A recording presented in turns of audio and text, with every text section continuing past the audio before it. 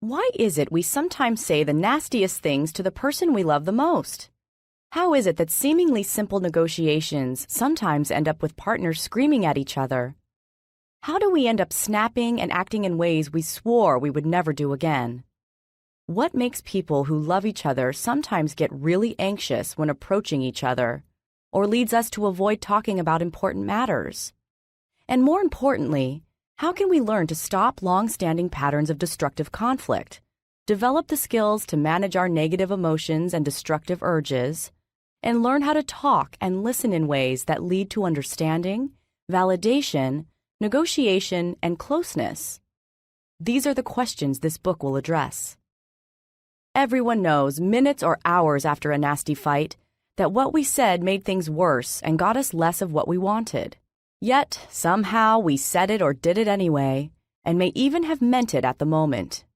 But now, with emotional arousal back to normal, guilt, remorse, regret, hurt, and grief set in.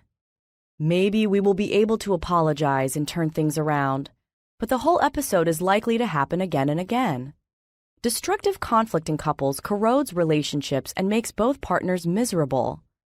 The central idea in this book is that highly aroused, negative emotion, dysregulated emotion, is the core problem for high-conflict couples, and that there are specific skills partners can learn to manage their emotions effectively, which in turn makes effective communication, accurate expression followed by understanding and validation possible.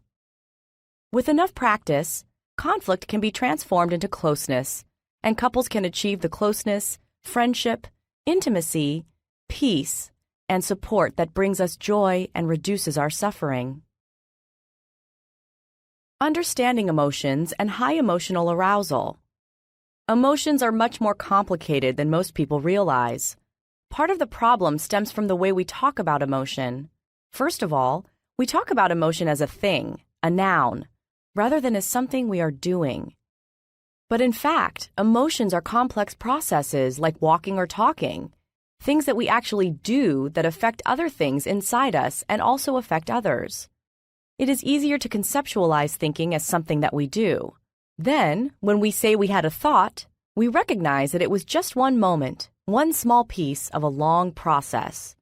Emotion can be conceptualized the same way. Thus, an emotion is just one moment out of a long process of emoting or feeling. Unfortunately, we don't have a good word for the process or for the whole system in which we have emotions.